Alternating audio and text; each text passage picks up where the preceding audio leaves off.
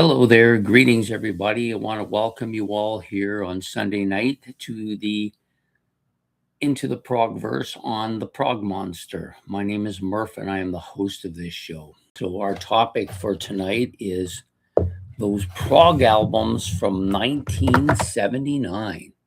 I don't have many because towards the end of the 70s, the prog kind of thinned out, and the stuff I had was not very dominating. Well, at least not much. And a lot of these prog albums aren't really pure prog anyways.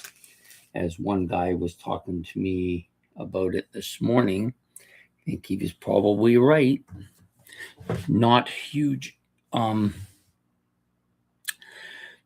a huge amount of prog at this stage of the game. There was quite a bit of different types of prog, but nothing really pure like you would get in this early 70s and mid 70s. So I made a list of prog albums that I'd like to have from this era or this year, but don't have. I only have basically 7 here that are on my list from this year. And some of them are not purely prog either. So I do apologize. I've been working at this since I got up this morning. Not just this, but all kinds of different stuff. This is my day to get a lot of the prep work done. That's why I decided to go on these 2 live ventures, one in the morning and one in the evening, and not do anything else during the day. So I have time to prep all that stuff. So that's my logic, and I'm sticking to it. So 1979 is kind of the year that prog kind of had its last gasp, at least from that period of prog. It did come back a few years later in the form of that neo-prog that started in the mid to early 1980s, 83, 84, when bands like IQ and Marillion, a few other bands like that started producing albums that were proggy in nature as well. But that was still a few years in the future. And we're going to finish off tonight with the year one by doing 1979. What I'm going to do is what I've been doing all along. I'm just going to talk about the albums I own, what I like about them, what I don't like about them, what songs are good, what I think about the band in general. And then I'll also, at the end, we'll go over the list of ones I'd like to have, which is more than twice as long as the ones I do have. So we're going to start out with this band here, the Dixie Dregs, Night of the Living Dreg. So this is basically a jazz fusion instrumental album, no vocals on it. Not really something I'm into. First of all, there's 2 things about jazz fusion I have an issue with. First, the hell was that? Something came up on my screen there. Oh, it's back again. Doesn't want to go away. Try it again. So, so for me, the 2 issues I have with jazz fusion is most of the albums are instrumental. I'm not a huge instrumental person. I don't mind it, but prefer vocals because I tend to be a vocal person. So that's my biggest issue with it. The other issue about it is it tends to get a bit jammy. It's not really a prog album. Like for me, prog albums have kind of a story that's going along and the music kind of fits to the story, where with jazz fusion, it tends to be just endless jamming throughout the song. Not all of it, of course. Some of it is pretty good, but there's a lot of that starts out as a storyline. This kind of starts going off in all kinds of different directions. A lot of it very jammy in nature. And so those are my 2 issues. I'm not a big instrumental fan, and I shouldn't say I'm not an instrumental fan. I'm not an instrumental minus the vocal fan, and I'm not a big jam kind of guy. So this band, a lot of really good instrumentation on this album, tremendous, but to me, just kind of forgettable as far as remembering it because there's no words to stick in my mind. And that's part of the issue. So Dixie Dregs is my first one up. Night of the Living Dregs. I decided to try an album by them, see if I could get into it, and I never really mustered anything for it. Next up is this album, Jethro Tull's Storm Watch. Pretty proggy, lots of proggy here. So you're getting now into that era of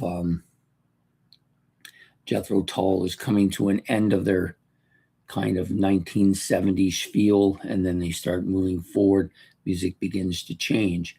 This one is a good album, though. It's probably one of their best.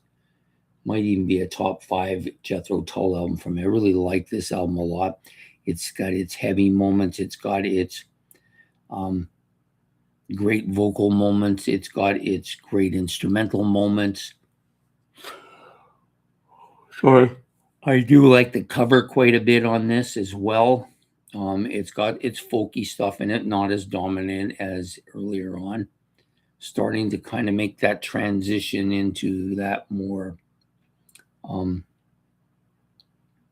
know what you would call it, almost kind of electronic sound starting to come along here. It's not in Foglier, but this has some really good stuff in it. Flying Dutchman's on here. Warm Saporin, North Sea Oil, Orion. All these songs are on here. Pretty solid. This is kind of the last of this particular lineup too. So this lineup, Ian Anderson, Martin Barr, Barrymore Barlow, John Evan, and David Palmer here on this album. Yeah, so it's kind of the end of an era. They've already switched bass players, as I believe shortly before this album, their bass player passed away. John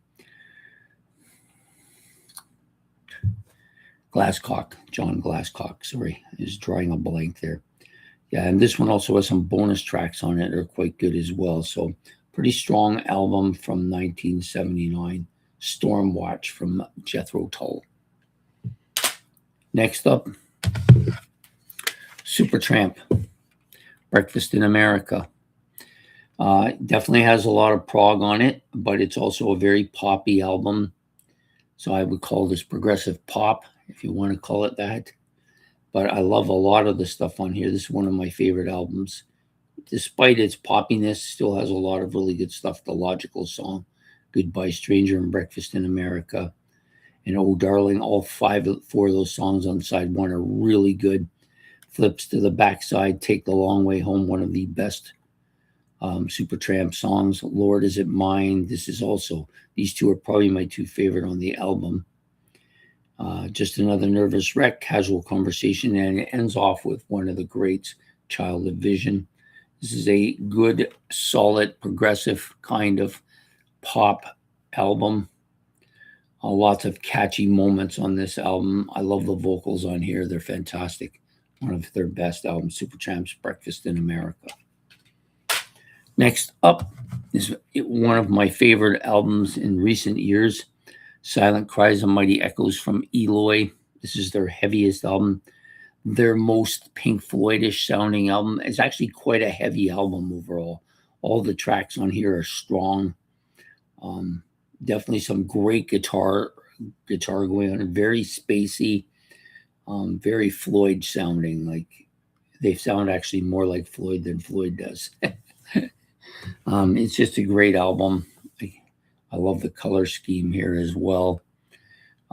By space rock standards, this is one of the top 4 or 5 space rock albums out there, in my opinion. And it might actually end up being my favorite Eloy album as well, but it's a really strong album. Definitely worth getting if you like that space rock feel to the music. Next up is another jazz fusion album that I got because I love the drummer and because I love the stuff that he's done. And everybody says this is one of the great jazz fusion albums. I can't say it isn't, but it's still a jazz fusion album, and it's basically an instrumental. I don't think there's any vocals on this album anywhere. This is with Alan Holdsworth, Dave Stewart, Jeff Berlin, and Bill Bruford. I'm not going to say that this is not instrumentally good, because it isn't. It's a fantastic instrumental album, going like there's just so much great improvisation on this album. But again, it's a jazz fusion album. There's no vocals on it. It tends to be a bit on the jamming side. So again, it loses me because of that. Next up is an album that I never really liked much, but it's grown on me over the years. I think the if you were to nail this down, since we're talking about Pink Floyd, The Wall, of course, if you were to nail this down to an album of just the best tracks, I think it would be a solid Pink Floyd album. But it has a lot of kind of fluff on it, in my opinion. A lot of fluff. Kind of, I know people get mad at me when I say this. Is kind of got a lot of poppy sounds to it too. There are some absolute classic Pink Floyd stuff on here, though. You've got Another Brick in the Wall Part 2, which is kind of the poppy hit of the album, but still pretty damn good. Mother, of course, is one of my favorites off of the album. You've got Run Like Hell, which is really quite the heaviest track on the album. And then you also have on the back part, well, actually, Run Like Hell is on the back part too. Hey You. This is another really pretty strong song by them, I think, from this album anyways. Comfortably Numb is one of their great classics of all time. A classic track from all time. And of course, Run Like Hell is on here. So you got like 5 really good songs, a bunch of songs that are okay, and then half a dozen songs not so good. Good evening, Ben. Welcome to the show. But it's grown on me over time. I guess maybe my feeling about it has changed as I've started to analyze it more, rather than just be upset with some of the crap that I don't like on it. The good part is they could have skinned some more stuff off this and thrown it on Final Cut, and that would have made it better for me. But anyways, it's still it's still considered one of Pink Floyd's 2 or 3 very best albums, just not by me, that's all. So those are the ones that I own, and I'll give them back to you just in case you didn't get them. Oh, that's not good. Dropping stuff on the floor doesn't help, right? So I'll give them back to you again. Only got 7 for the show. Pink Floyd's The Wall. Bill Bruford's One of a Kind. Eloy's Silent Cries and Mighty Echoes. I call it the Green Album. Supertramp's Breakfast in America. Stormwatch by Jethro Tull. And last but not least, the Dixie Dregs' Night of the Living Dreg. So all of these are strong albums by these bands. And as I've said, as I've been going along, the stuff that doesn't fit into my wheel well, I don't really like it that much. But at the same time, you have to understand that it's not really in my wheelhouse of stuff that I like.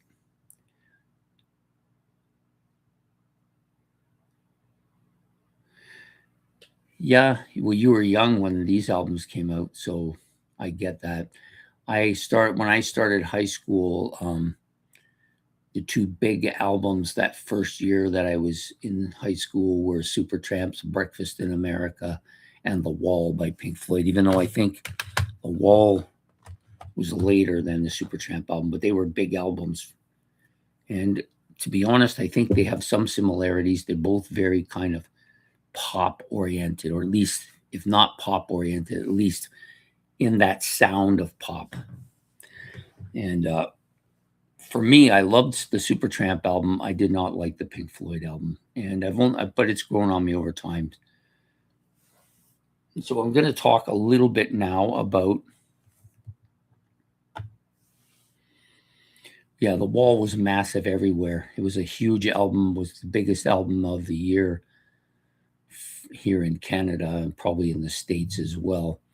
But I preferred the Supertramp album, which wasn't as big as The Wall, but wasn't massively overshadowed by it either.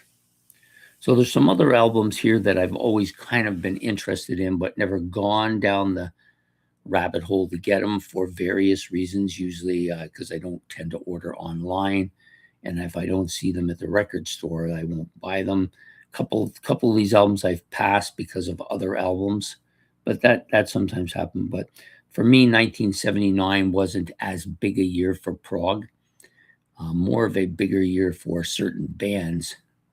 Led Zeppelin released an album that year too, which I think was a pretty damn good one as well. So, anyway, some of the albums that I've grown and have been interested in, of course, is probably the most predominant one on this list is the Steve Hackett Spectral Mornings.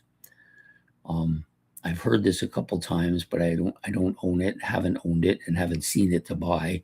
I think it's as good, or maybe even better than the Voyage of the Acolyte, which came out was the preceding album to this. Both fantastic album. The art on Spectral Mornings is very good as well. Another band that I quite like, it's kind of what I would call space rock or relaxing, spacey kind of rock, which is Tangerine Dream. Force Majeure is the album.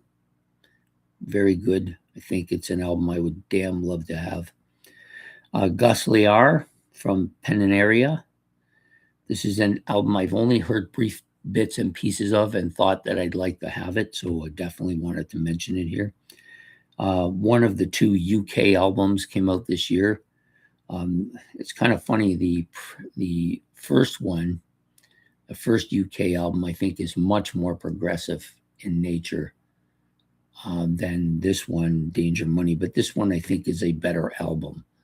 It has more continuity. There's more of a musicality to it, I think. The first one, a little bit too jammy at times for me. The songs I don't think are as good as they are on this one, despite the fact that it's probably a much better instrumental album. Winter Songs by Art. I don't even know what this guy's name is. Is it Art Beers? Art Bears? I'm not sure. Winter Songs is I've seen this album. I've heard it, a couple tracks off it. Thought this would be worth getting as well. Arachnoid, their self-titled album, kind of an interesting title for an album. I love that hand on the album. It's kind of quirky. Definitely an album I think that I would enjoy. Robert Fripp's Exposure as well. I enjoyed his help on the Peter Gabriel 3 album, which I think was it Gabriel 3? No, sorry. It was on the predecessor, Gabriel 2, which I enjoyed his contributions to that album, and I'm hoping this album is almost as good as that. Steve Hillage, he had a couple that year. One was Rainbow Dome Music, and the other one was called Open. Both I would think would be decent albums to own, so those are also two albums I would like to have in my collection. Next up is the Steve Howe album, which is his second studio album, and I've owned this album. I owned his first two in vinyl, The Beginnings, and this one. I think this one is a little bit more instrumental than The Beginnings. And I generally prefer vocals on my albums as opposed to non-vocal albums. But in the case of Steve Howe, I'm going to make the exception and say, if Steve Howe wants to sing, I prefer the instrumental parts. It's pretty bad to say, but it's the truth. His second album is quite good, though. There's a lot of acoustic stuff on there. I know some people attack Steve Howe for his lack of heaviness to his guitar playing.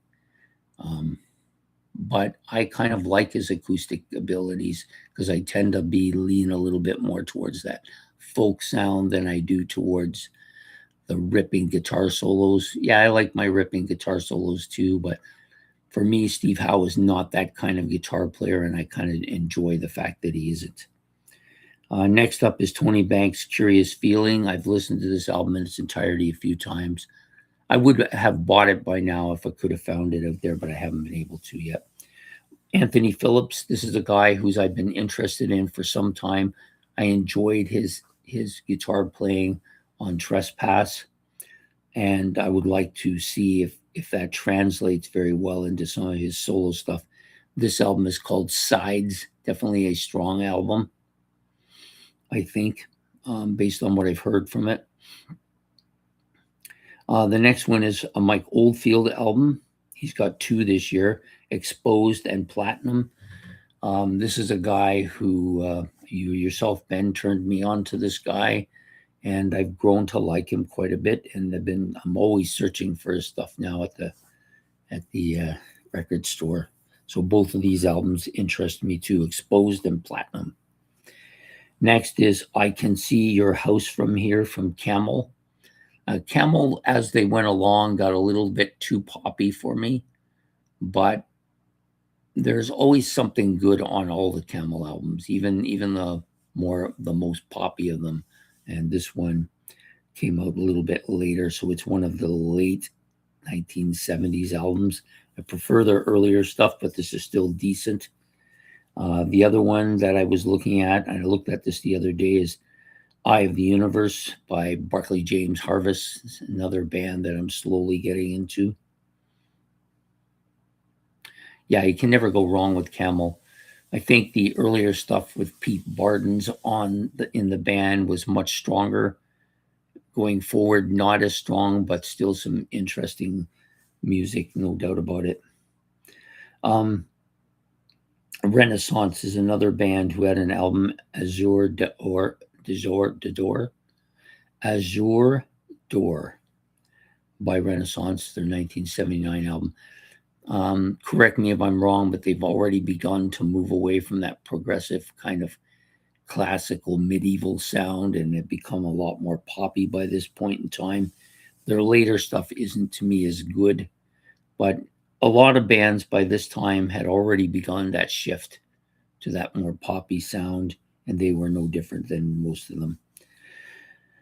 Okay, Macaronica. I cannot pronounce this. Machine Macaronia. This is by Stormy Six, anyways. I do like Stormy Six. I've listened to a few of their albums. Definitely a band I would like to get a little bit more into. But again, the big problem is finding the stuff without going online. The problem with going online is that you're paying, especially here in Canada, because our dollar's worth basically nothing. So if you're buying an album from the States, which would have cost you $10 for an album and $5 for shipping, it's now going to cost you $40 if you're coming to Canada. And so I try to avoid that if I can. I just don't have the resources to take that on too regularly. There's an occasion where I will buy something online. The last album I bought online was the most recent IQ album called Dominion. I bought that recently, and I've been listening to it as well. Yeah, probably not. Probably no country compared to the States is going to be as good now. Anyways, those are the other albums I like. There's quite a bit. They often, when you're looking up progressive rock albums now online, they lump them in with the jazz fusion albums, which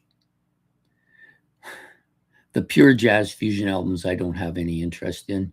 The ones that have some that are kind of 50-50, I'm a little bit more interested in. But I generally speaking, for the jazz fusion, I tend to like just hints of it. I don't like lots of it in my music. Maybe that'll change over time if I become more of a jazz fan, which I don't see happening, because I tend to, when I listen to music, I look for the vocals first. That's usually where I head first. Then usually the guitar and the drums are next, and the rhythm section probably is next. But when it's just pure instrumental, it washes away from me, because it's not memorable to me. It's just maybe great instrumentally and very talented, some great guitar riffs and keyboard riffs and stuff. But if it's not in a song that has a beginning and an end and tells a story, I generally won't listen to it too much.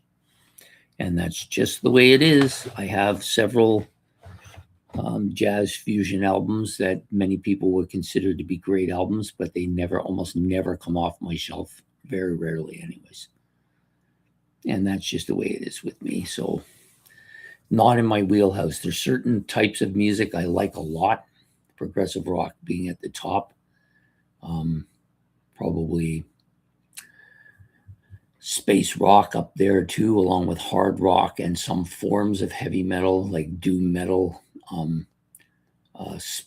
what I would call new wave of British heavy metal. I like some of that as well, and some kind of really heavy, almost metal sounds to it. Hard rock, you might want to call it. So those are the types of music I tend to listen to. I also like folk, folk rock, folk prog, all the different types of folk I tend to be into. I like, I do like some rock, country western, and also some rockabilly. But when it comes to anything jamming, if the band is a jam band in my mind, whether it is actually a jam band in reality, I just won't take off with me. It takes a long time. I do like the psychedelic era of music now. That's kind of become the new kind of part for me. And recently, I've taken off a bit on the southern rock too, but not the jam band southern rock. So to me, the most notable types of jam rock are, of course, the Allman Brothers, the Grateful Dead, and Kansas. Those are the three that come to mind readily to me. And some people may argue that they're not really jam rock bands, but my ear hears differently. So that's where it is with me. So the progressive elements of music for me need to have either a storyline in it or go in a specific direction without always going off on side tangents. Too much of that, and it just loses me. So that's pretty much all of my albums for tonight. If anybody has any questions, they can ask. I'll be okay with that. We had a good video, a good live stream this morning, talking about those albums released back in 1967. Next week I was going to do 1976, but I decided to pass on that because I've done a lot of these yearly things recently, and I'm not going to be going into the 1980s with Prog. Doesn't seem to be much sense to it to me. I barely have enough to do a show for 1979, and there's even with these albums here, there's a lot that isn't really proggy. It's diluted quite a bit. It does come back in the 80s, though, usually in the mid 80s when you started getting bands like IQ and Marillion coming out with stuff. Although many people have told me Marillion isn't particularly progressive in nature, although their earlier albums definitely had more of that than their later albums. But IQ is kind of the only band. Yeah, I'm not sure that I want to do 1980 because I to be honest with you, I don't know that there's much in the prog world in the 1980s, at least early on. Anyways, everybody's changing direction. By 1980, 81, a lot of bands had gone off in different directions, and not directions that I wanted them to go in either. So I think I'm going to pass on that. I think we're going to do something completely different next week. I'm not sure what that's going to be. I have a couple of ideas of where I want to go. I may do a series of discussions about different areas of prog rock, different types of prog rock, like things like the Canterbury scene or the North American prog rock scene, or maybe just the the hard rock, prog rock scene, that kind of stuff. I may do something like that. The other one that I like we did this morning, we did 1970, we did 1967 albums released in 1967. I wanted to do something towards the beginning of the album era. I didn't do 1966 because another channel covered that recently, and I didn't want to get into that. So I decided to do the year 1967. Next week on the Sunday morning breakfast show, we're going to do the big three of hard rock or heavy metal, whatever you want to call them, featuring Deep Purple, Black Sabbath, and Led Zeppelin. We're going to be talking about their discographies and how they relate to each other and how the albums relate to each other and which ones are heavier, which ones are more my style and which others are not really my style. So we'll be talking about those three bands and what I see as the significant difference and similarities between the three bands. That's what we'll be doing next Sunday. And then maybe I'll do the 1976 year after that. As far as prog goes, I'm thinking of doing a couple of different types of prog. Maybe we'll do the folk prog or medieval sounding prog. And then maybe we might do something on the more neo-prog side. Eventually, though, I'd like to do something more into this decade, in the last 10 years or so of the prog that's come out over the last 10 years, because I'll be honest, the last 10 years have produced a lot of really good prog music. So that will be something I'm considering. I may do like do another yearly series where I do from 2020 through to 2025 or 26. So we do like 4 or 5 years in a row of that. But I want to take a little break from it and do something a little different for a bit.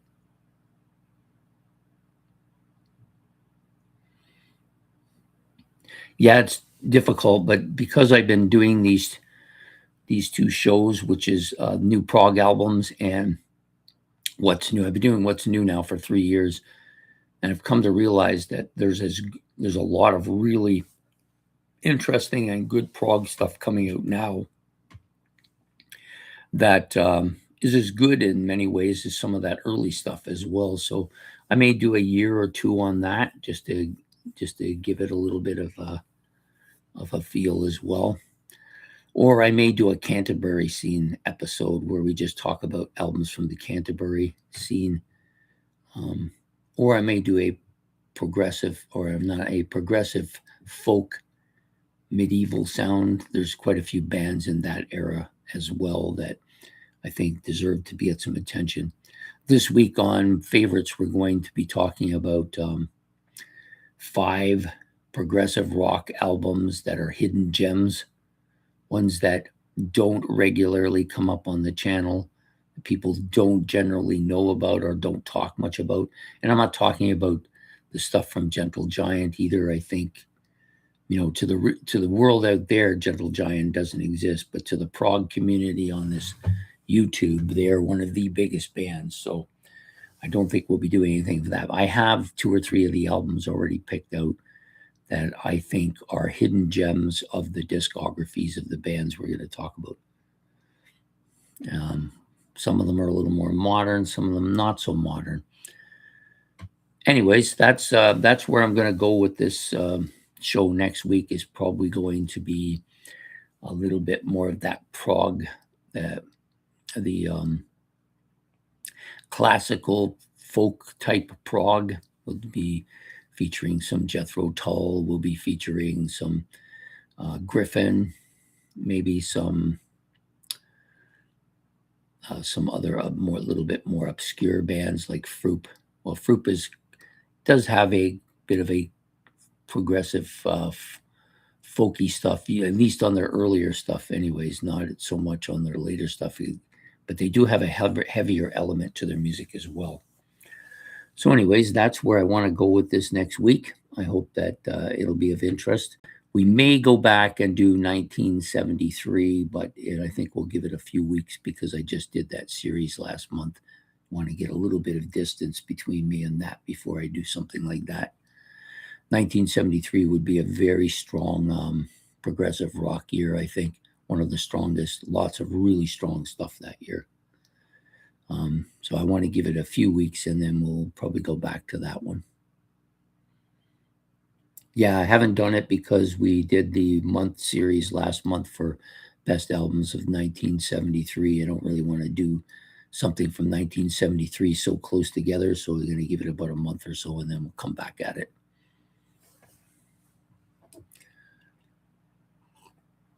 This week is also my new albums purchased. I've only purchased 5 this month. One of them cost me a bit of an arm and a leg, but I wanted to have it. And so we'll be talking about those albums on Saturday as well. That's where I tend to go. I am probably going to do another live stream. Maybe as the summer comes around, I want to do something on just one particular type of music. I'm not sure what that's going to be. I was thinking of zeroing in on one particular band and having like a show on them regularly for a while. Maybe do a show on them for a month and then do another band for a month. And we're going to do, within the month now, I'm going to do my ranking from the Who albums. I now own all of the Who albums. At least I've got 12 Who albums, and that's how many there is. So once I get familiar, there's a couple that I got in the last few months that I'm not as familiar with. So I want to get a little more familiar with them before I do a ranking on it. But that's coming probably at the end of March. So that's about it for tonight. I can't think of anything else that I missed that I wanted to say about these bands and these albums. But it was fun. It was definitely an interesting run of years. We did, I think we did 9 years total. 70, 71, 72, 74, 75, 76, 77, 78, 79. So 9 years. So we have just the 1 year, 1973, and I will go back to it. But I think I'm going to give it a couple of weeks rest. And by the time we get to it, it'll be mid-March, and the series will have been over for a month and a half. And then I feel like I should go back and do 1973 for sure, because I'm pretty sure that's going to be one of the biggest years in the prog community, in the history of prog. I think I have a ton of albums from that year as well. So I appreciate, Ben, you showing up tonight and supporting my channel as always you do. And for people coming on, I did good this morning. Had almost 60 views in the first in the opening part of it. Plus, I had 3 or 4 people on, which was great. I figure if I keep doing this, eventually we'll start getting more and more people. And eventually, once my life gets a little bit easier to deal with, I will maybe have 1 or 2 people to come on. I have a couple of guys in mind that I think would like to come and do something like this. So, or we may do it from split screening, or they may come here and do it. I'm not sure. The one guy I've talked to about it, he seems to be a bit interested. He just doesn't want to do it at the moment because he's the only one running the store. So he can't really just leave it to do this kind of stuff. Anyways, I thank everybody for supporting the channel tonight. And we will be back next week with another topic. And I believe the topic will probably be the Canterbury scene. And I'll put set the video up to come out next week. And hopefully people can get to see it. I'm getting a little more viewing from it now that the Super Bowl is over. Not that everybody watches that kind of thing, but it does tend to take up a lot of the viewership over on a Sunday night, especially in the Super Bowl game. So anyways, I will see you all then. Take care. Have yourself a good evening or a good day, depending on where you are. And we will see you all next week on Into the Progverse. Take care and goodbye.